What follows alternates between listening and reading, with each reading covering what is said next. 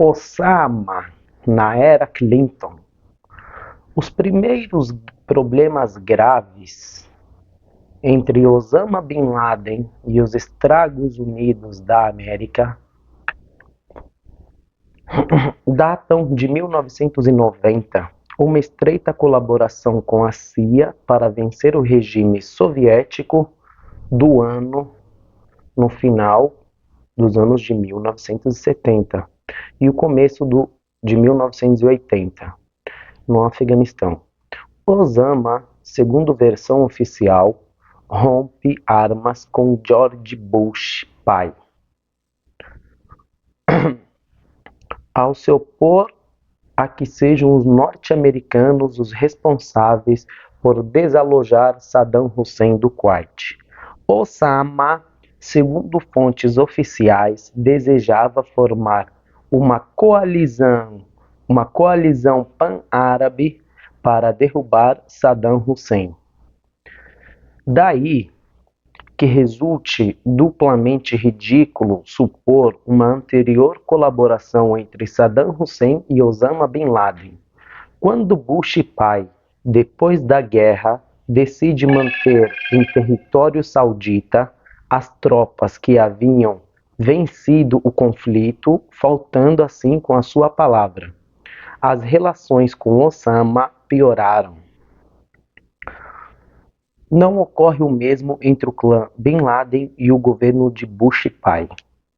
Dado que ao clã Bin Laden, primeiro polo do ramo da construção na Arábia Saudita, são entregues as obras para edificar as bases norte-americanas permanentes naquele país. O primeiro confronto grave entre Osama ocorreu em 1992, quando os Estados Unidos desembarcaram na Somália sob a bandeira da ONU. Nessa invasão, antigos combatentes afegãos participaram de uma operação na qual morreram 18 soldados norte-americanos. Os Estados Unidos da América culparam Osama Bin Laden. O governo saudita cassou então a sua cidadania e ele se refugiou no Sudão, onde realizou investimentos de grande porte. Posteriormente, o Sudão o expulsou ao acusá-lo de fomentar um complô para matar o presidente egípcio Hosni Mubarak, o que implicou no seu retorno ao Afeganistão. Em junho de 1996, ele também foi acusado de instigar um atentado contra uma base militar na Arábia Saudita, no qual morreram 19 soldados norte-americanos. Em agosto de 1998, aconteceram duas explosões simultâneas nas embaixadas norte-americanas no Quênia e na Tanzânia, resultando em quase 300 mortos e 4.500 feridos. O governo de Clinton culpou por esses atentados tanto Bin Laden como a sua rede Al-Qaeda.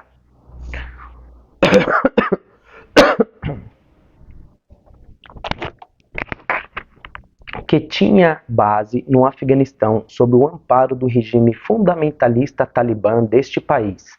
A respeito, vale a pena citar Peter Bergan, que em sua obra Guerra Santa nos sugere muito sobre a própria origem do regime talibã. Ao longo do capítulo, o leitor poderá dar a estas palavras a sua verdadeira dimensão, mas notará desde já que elas mostram claramente não só que o movimento terrorista de Bin Laden foi sustentado pelo Paquistão e pelo seu serviço secreto, como também que seu próprio início teria sido impossível sem a ajuda deste país, principal aliado dos Estados Unidos da América na região. Os partidos islâmicos paquistaneses e a poderosa agência de espionagem do Estado, a Inter-Service Intelligence ISI, desempenharam um papel decisivo na subida ao poder dos talibãs. De fato, tudo começou com um grupo de estudantes religiosos afegãos que, aparentemente saídos do nada, tomaram a cidade meridional de Kandahar em 1994. Em 1999, um funcionário norte-americano enviado ao Paquistão surpreendeu-me com a notícia de que 10.000 dos 30.000 soldados talibãs procediam do Paquistão. Um assombroso 30%. A verdade é que, apesar de o Afeganistão necessitar da ajuda do maior sócio histórico dos Estados Unidos da América na região, tanto para sobreviver, o combustível que se consome no Afeganistão é introduzido no país via Paquistão. Como até mesmo para receber chamadas telefônicas do exterior, os afegãos devem intermediar as ligações por meio de uma central paquistanesa. Em maio de 2001, pouco antes da queda das Torres Gêmeas, Donald Rumsfeld, secretário de defesa de Bush, disse à imprensa não só que Bin Laden possuía armas bacteriológicas e químicas, como também que ele estava a ponto de produzir uma bomba atômica. A perseguição em escala mundial a Osama Bin Laden produziu-se assim depois dos atentados de 11 de setembro de 2001. Um ponto que deveria chamar a atenção de qualquer leitor é o nome que Bin Laden escolheu para o seu grupo terrorista: Al-Qaeda.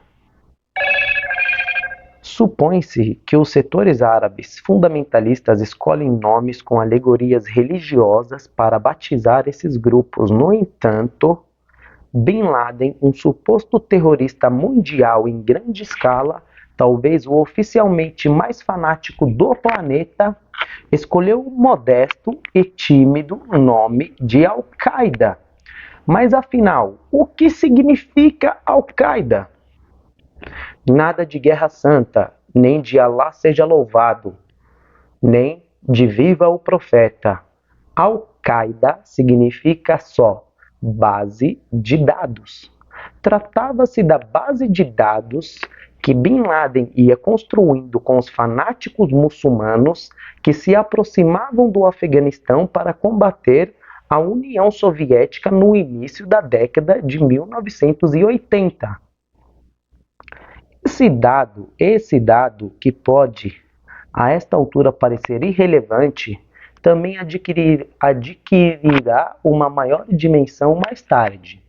Segundo os franceses Jean-Charles Brizard e Guillaume Dasquier, esses dois, Jean-Charles Brizard e Guillaume Dasquier, vão trazer informações absolutamente importantes. São dois jornalistas onde todo o trabalho deles foi ocultado pela mídia ocidental. E são dois jornalistas franceses. E eles têm um livro, eles escreveram um livro, uma obra, da onde eu tiro as coisas aqui que eu vou apresentar aqui.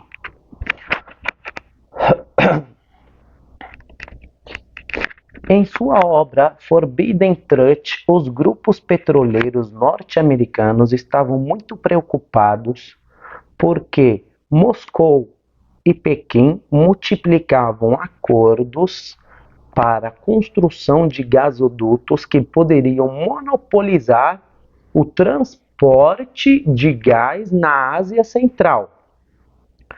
No verão de 2000, tinham começado a funcionar um oleoduto russo que passava através do Mar Cáspio, enquanto seu principal concorrente, um oleoduto norte-americano que desembocaria na Turquia. Continuava sendo só um projeto. Para Brizard e Dasquier, se a situação continuasse assim, logo os campos de petróleo e gás do Cazaquistão, do Turcomenistão e do Uzbequistão, que pertenceriam a companhias norte-americanas seriam exclusivamente conectados a oleodutos e gasodutos controlados pela Rússia e pela China. As negociações com os talibãs tinham sido feitas a princípio por uma ex-funcionária da CIA, Cristina Roca. Em sua obra amplamente difundida pela imprensa ocidental, Brizard e Dasquier narram, além disso, uma situação muito curiosa acontecida enquanto os Estados Unidos da América supostamente desejavam extraditar Osama Bin Laden. Os autores afirmam concretamente que em julho de 1999, Menino Clinton recebeu oficialmente o primeiro-ministro paquistanês Sharif em Washington. Nessa reunião, o primeiro-ministro paquistanês aceitou pedir ao chefe de seu serviço secreto, Easy, que viajasse ao Afeganistão para tentar convencer os talibãs a extraditar Osama Bin Laden. Em 12 de outubro de 1999, justo quando iam ser resolvidas a questão do fechamento dos campos de petróleo, dos campos de treinamento dos terroristas na fronteira do Afeganistão com o Paquistão, da possível entrega de Bin Laden, o general Musharraf dá um golpe de Estado. Paquistão dá um golpe de Estado no Paquistão e derruba Sharif. Sharif, que estava com Clinton, foi derrubado, fazendo com que os esforços para entregar Bin Laden e acabar com os campos de treinamento de terroristas não deem nada. Trata-se de um dado mais que sugestivo, posto que o Paquistão continua sendo ainda hoje um aliado incondicional dos Estados Unidos da América. O serviço secreto paquistanês ISI é um dos melhores sócios que a CIA possui. Portanto, é impossível que um golpe de Estado no Paquistão tenha podido acontecer sem o aval tácito da CIA e dos Estados Unidos. Cabe perguntar então, se os norte-americanos e a sua central de inteligência desejavam verdadeiramente capturar o menino Osama, ou se, embora dissessem que sim, na realidade não o queriam. Apesar da fundamentação muito sólida de Brizard e Dasquier, apoiada em muita informação relevante, é necessário questionar qual é a real dimensão do petróleo e do gás na Ásia Central e no Cáucaso.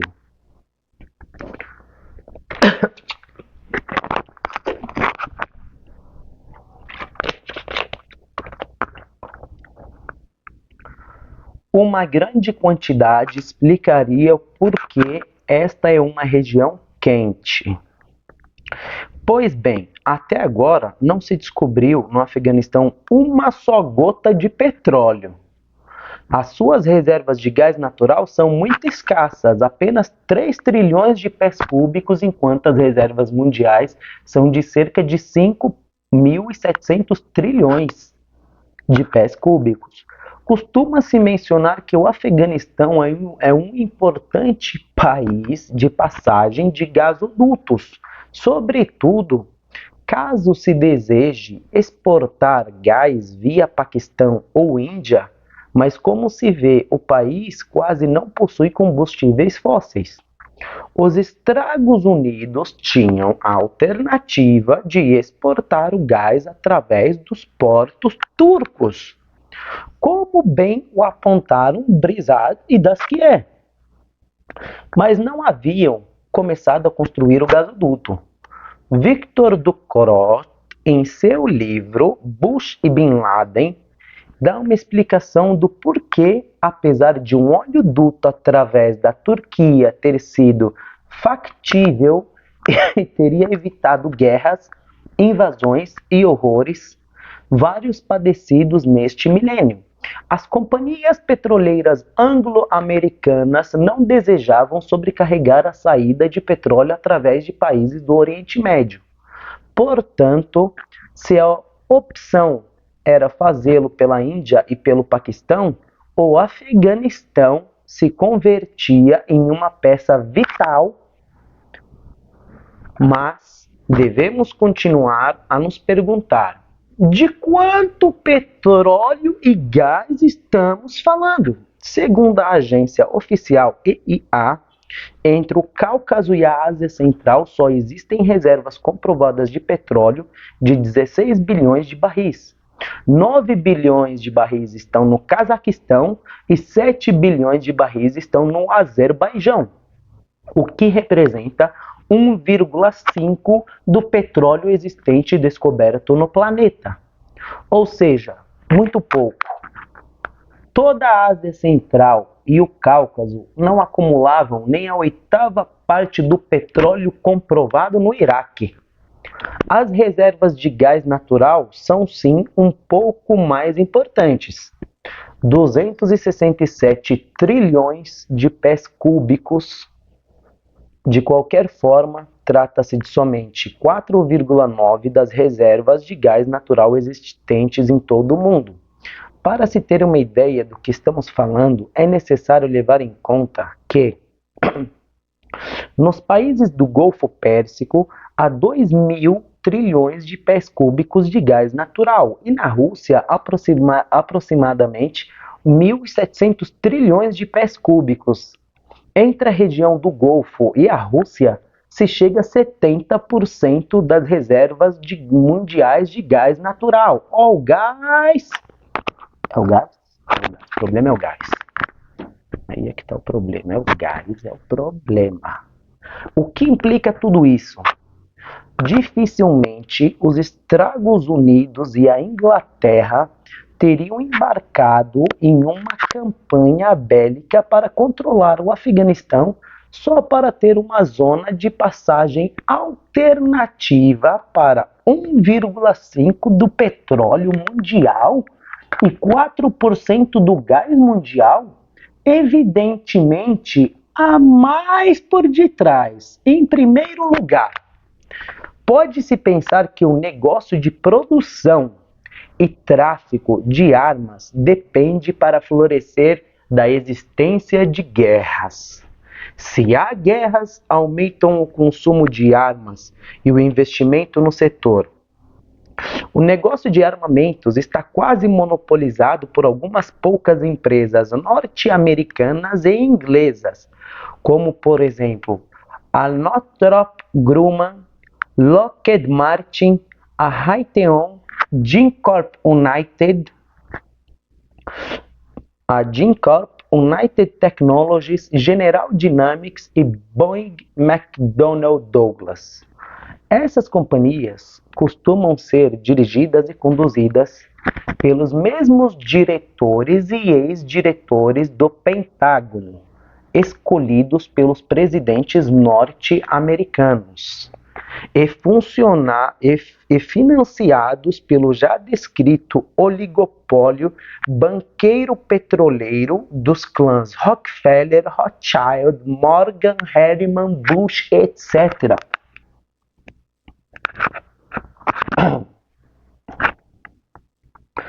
A cada vez mais escassa imprensa independente norte-americana costuma denominar da seguinte forma esse processo, mediante o qual altos funcionários do Pentágono e da CIA se alternam em cargos executivos em bancos, companhias petroleiras e empresas de armamento. Se chama de revolving door. O que significa isso? A porta giratória, ou seja, a porta giratória. Esse fator adquiriu características escandalosas quando o número 2 do Pentágono, Richard Perel, teve que renunciar ao se comprovar que ele estava envolvido com negócios pessoais com empresas de armamentos imediatamente antes da campanha no Iraque. Mas o negócio de armas, ainda que volumoso e muito lucrativo, tampouco seria suficiente para explicar o porquê em uma zona na qual quase não há petróleo, são levadas a cabo uma guerra e um gasto militar permanente financiado pelos bolsos dos trabalhadores norte-americanos, menos ainda se há possibilidade de se tirar o gás via Turquia. Podemos começar a entender, podemos começar a ter uma ideia mais clara de quais outros fatores estão em jogo e podem explicar tanto a campanha no Afeganistão como o golpe de Estado no Paquistão. Como sabemos, o anterior primeiro-ministro paquistanês Sharif, segundo Brizade Daskié, esteve a ponto de concretizar a entrega pacífica de Osama Bin Laden e o fim dos acampamentos terroristas em 1999. Mas um golpe militar derrubou-o, impedindo-o desses isentos. Embora, como já dissemos, o Paquistão fosse o maior aliado dos Estados Unidos da América na região, e assim um golpe de Estado fosse impossível sem a anuência da CIA. Prestemos muita atenção ao seguinte: em seu livro Dreaming War, Blood for Oil and the Cheney Bush, junta o escritor e o historiador George Vidal, assinala que o jornal paquistanês The News, um dia antes do atentado de 11 de setembro, mencionava que o chefe do serviço secreto paquistanês ISI, Mahmoud Ahmad, levava já uma semana em Washington, suscitando especulações devido às misteriosas reuniões que tinha no Pentágono e no Conselho de Segurança Nacional. Vidal também aponta que o The Times of India posteriormente informa sobre a renúncia de Mahmoud Ahmad, pois a Índia havia mostrado seus evidentes laços com um dos terroristas que explodiram o World Trade Center. Esse jornal informa, inclusive, que as autoridades norte-americanas pediram a sua remoção depois de confirmar que Ahmad fez uma transferência bancária de $100 mil ao terrorista Mohammed Atta, para que este realizasse os atentados do 11 de setembro. Em posteriores reportagens, Vidal mostra-se surpreso com a pouca importância que a imprensa deu a esse tema e com a falta de investigações oficiais a respeito. Não lhe falta razão se levarmos em conta que, se é correta a informação proporcionada pelo livro de Vidal, os atentados teriam sido financiados pelo chefe da agência de espionagem paquistanesa, o maior colaborador da CIA na região, que, como se não bastasse, participava de conversações secretas em Washington no preciso momento em que foram cometidos os atentados. Se isso tudo é verdade, a informação proporcionada por Brizard e Daskié adquire outra dimensão. As autoridades norte-americanas diziam que queriam encontrar e extraditar Osama Bin Laden. Mas isso era realmente verdade? Thierry Mason assinala em 11 de setembro de 2001 uma terrível farsa que Osama Bin Laden, poucos meses antes dos atentados, viajou a Dubai para tratar-se de uma infecção renal e que inclusive foi visitado por um membro da CIA. Portanto, os Estados Unidos desejavam realmente extraditar Bin Laden? ou tratava-se de uma declaração da boca para fora? Os Estados Unidos desejavam realmente acabar com os campos de treinamento de terroristas, mesmo que Bin Laden e Al-Qaeda fossem uma desculpa para ir à guerra? Seria uma guerra por 1,5% do petróleo mundial e 4% do gás mundial? Só por isso? Uma guerra para produzir e vender, testar armas? Seria suficiente para ser?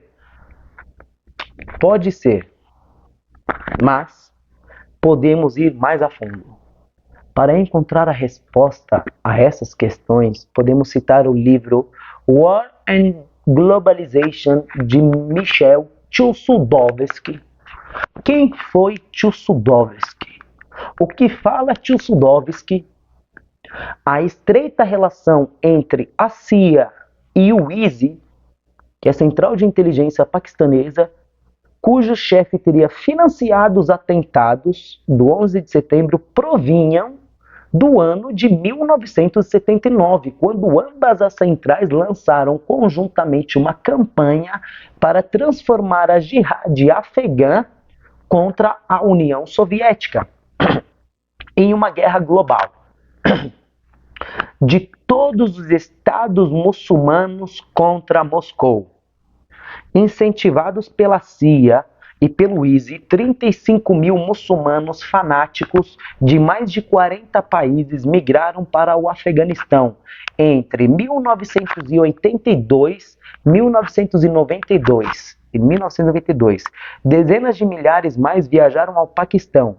O ex-assessor de segurança do presidente Carter, Zbigniew Brzezinski, foi interrogado sobre essa operação, lançada em 1979, a maior de toda a história da CIA.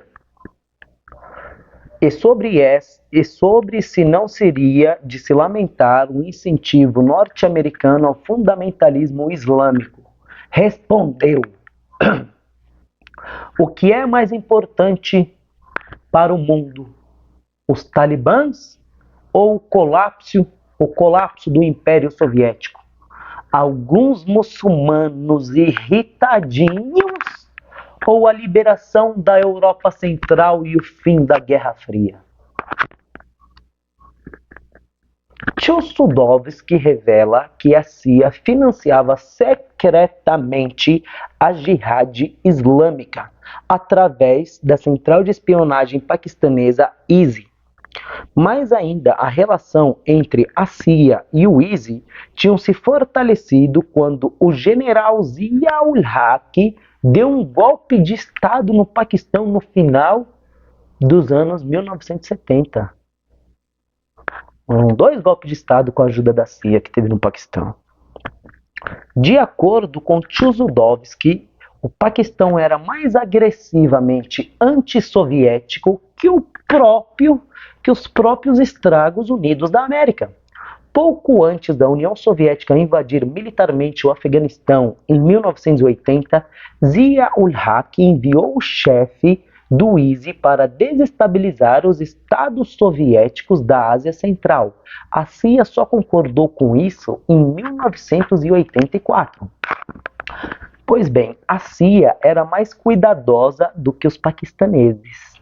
Tanto os Estados Unidos como o Paquistão adotaram uma postura enganosa em relação ao Afeganistão, demandando publicamente um acordo enquanto privadamente acreditavam que a escalada militar era o melhor método para enfraquecer os soviéticos. Trata-se da mesma postura que adotaram com relação ao menino Bin Laden. Procurá-lo, mas nunca encontrá-lo. À luz de tudo isso, como pode ser então que o financiamento dos atentados às Torres Gêmeas tenha sido realizado pelo chefe do ISI? Como pode ser que o começo da divulgação dessa informação, o governo norte-americano não tenha lançado uma investigação sobre o fato do seu principal sócio na Ásia Central ter colaborado de forma direta na preparação dos atentados. Que papel desempenhou a CIA em tudo isso?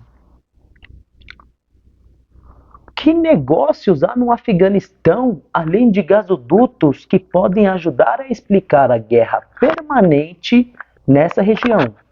Chusudovsky também proporciona informações reveladoras a esse respeito.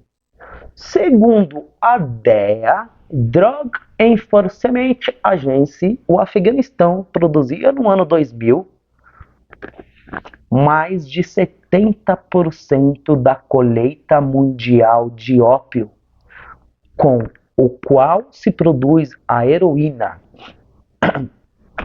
Nesse ano, o governo talibã proibiu o cultivo do ópio, o que fez a produção mundial entrar em um colapso em mais de 90%, segundo cifras de organismos das Nações Unidas.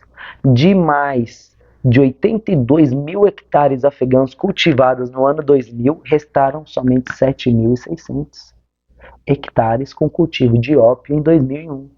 Em 2002, depois que os Estados Unidos derrubaram o governo talibã e colocaram em seu lugar Hamid Karzai, a produção afegã de ópio voltou a aumentar entre 45 mil e 65 mil hectares cultivados.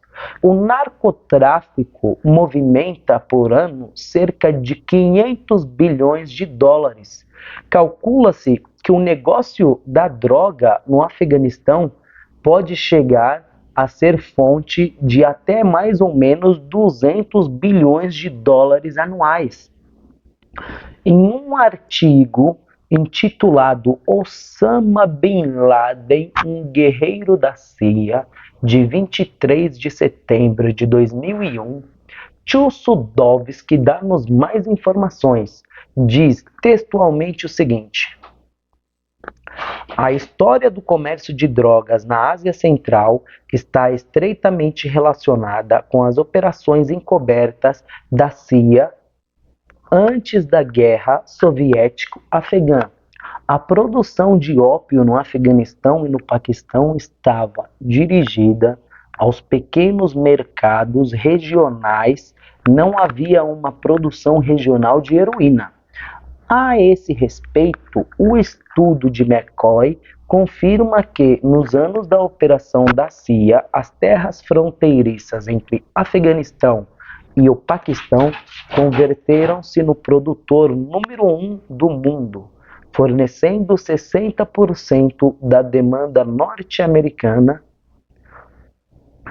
No Paquistão, a população viciada em heroína cresceu de quase zero em 1979 a 1,2 milhão em 1985, um crescimento mais acelerado do que em qualquer outra nação. Os agentes da CIA controlavam esse comércio de heroína quando os guerrilheiros mujahidins tomavam algum território no Afeganistão, ordenavam aos camponeses plantar ópio como um imposto revolucionário cruzando a fronteira no Paquistão. Cruzando a fronteira no Paquistão, os líderes afegãos e os cartéis locais, sob a proteção da inteligência paquistanesa ISI, operavam centenas de laboratórios de heroína. Durante essa década, a Agência Norte-Americana de Combate às Drogas, DEA, não conseguiu prisões ou detenções importantes em Islamabad. Podemos perceber, então, que a imagem de um Osama Bin Laden, ao mesmo tempo multimilionário e fanático religioso, pode tornar-se mais do que irreal. Custa pensar que Bin Laden, financiado pelo ISI paquistanês, tenha estado ocupado exclusivamente com o treinamento de fanáticos religiosos potenciais suicidas, enquanto ao seu lado, bem debaixo dos seus olhos, o ISI e os agentes da CIA que Chusudovsky aponta enchiam os bolsos mediante ao narcotráfico. Neste ponto, vale a pena indicar o seguinte: o orçamento anual da CIA ronda os 35 bilhões de dólares.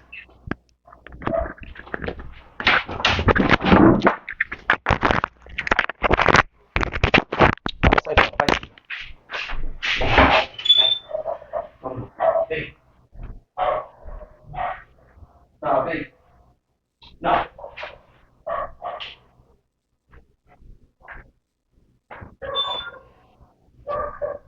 Sim.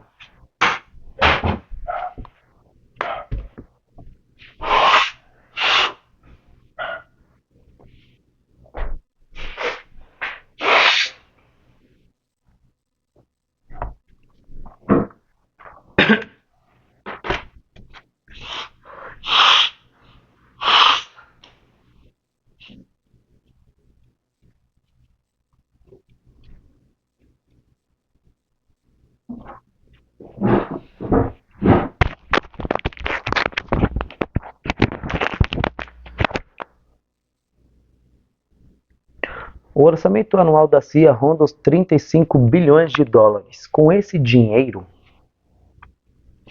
a CIA deve realizar operações secretas em praticamente todo o mundo.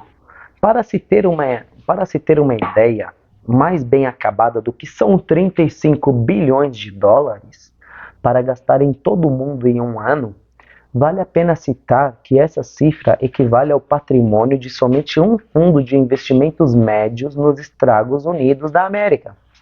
Acontece que o orçamento da CIA deve ser votado no Congresso norte-americano, e esse orçamento não inclui partidas para operações ilegais ou criminosas. Se a CIA só contasse com um orçamento de 35 bilhões de dólares, pouco ou nada poderia fazer no mundo.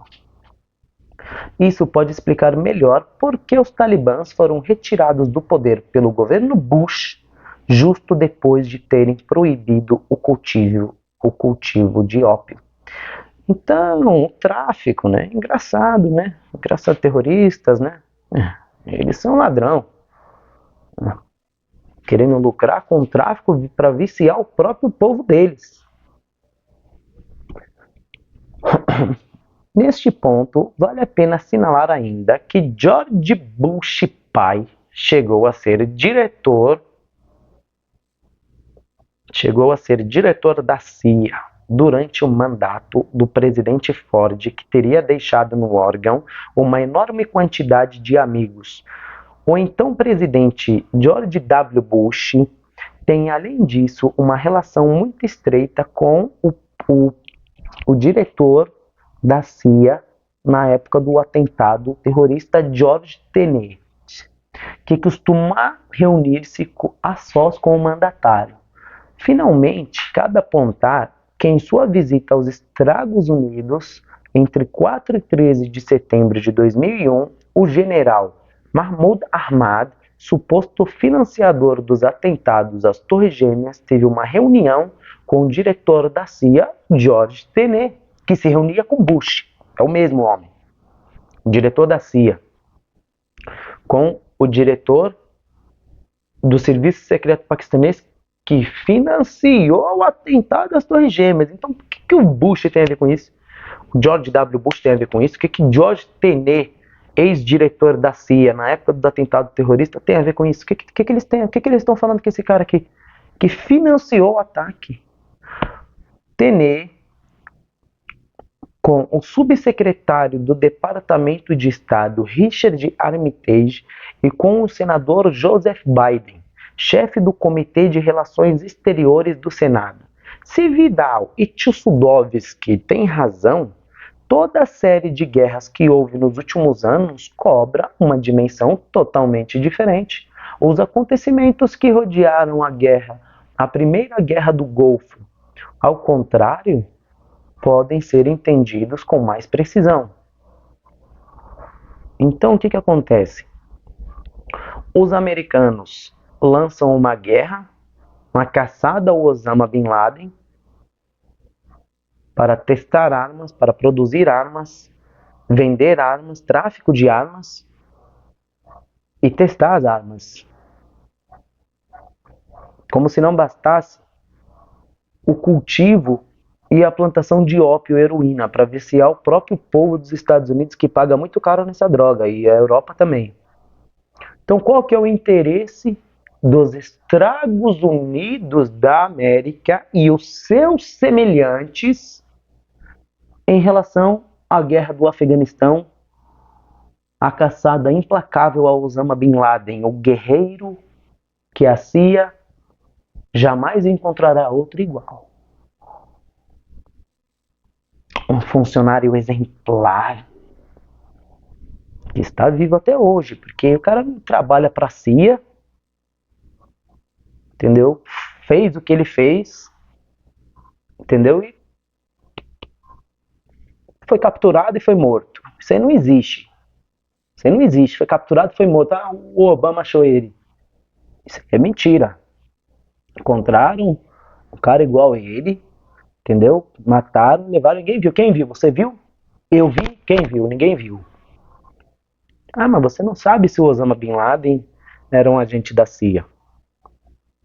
Eu não sei, mas tem muita coisa estranha aí, entendeu? O serviço secreto paquistanês, que trabalhava junto com Osama Bin Laden, que trabalhava junto com a CIA, deram um golpe de Estado no Paquistão para não entregarem Osama Bin Laden. Como se a CIA praticamente, os americanos mandam no Paquistão, não tem como dar um golpe de Estado sem anuência da CIA e dos Estados Unidos. Impossível. Ah, eu sou o general Musharraf, eu vou dar um golpe de Estado sem o aval da CIA? Sem o aval tácito da CIA? Quem é você, general? Você só fez o que você fez com a ajuda dos americanos e da CIA. Para quê? Para ter mais guerras, para matar mais ainda o povo. Para quem lucrar? Quem vai lucrar? O general Musharraf, o ex-primeiro-ministro Sharif, o ex-diretor da CIA, George Tenet. George W. Bush foi o que mais lucrou. É o que mais lucra. Mas o que George W. Bush tem a ver com isso? George W. Bush tem muito a ver com isso. E as empresas de petróleo falidas do Texas, que ele extraiu todo o petróleo do Texas, ele tem uma frase que ele diz o seguinte: não temos petróleo, mas nossas vizinhanças têm. Será que o George W. Bush considera o Oriente Médio como a sua vizinhança? Ué, deve ser isso. Deve ser isso. Os nossos vizinhos têm petróleo. Quem são seus vizinhos? Venezuela? Brasil? Arábia Saudita? Quem tem petróleo? Porque vocês não têm, americano. Acabou. Então, o que acontece? Agora eu vou lançar o quê? Um vídeo para explicar quem é George Bush pai e qual a sua relação com a CIA e com as empresas de petróleo e de armamentos e toda a parte dos meios de comunicação distorcidos que de fato manipulam a cabeça do alienado.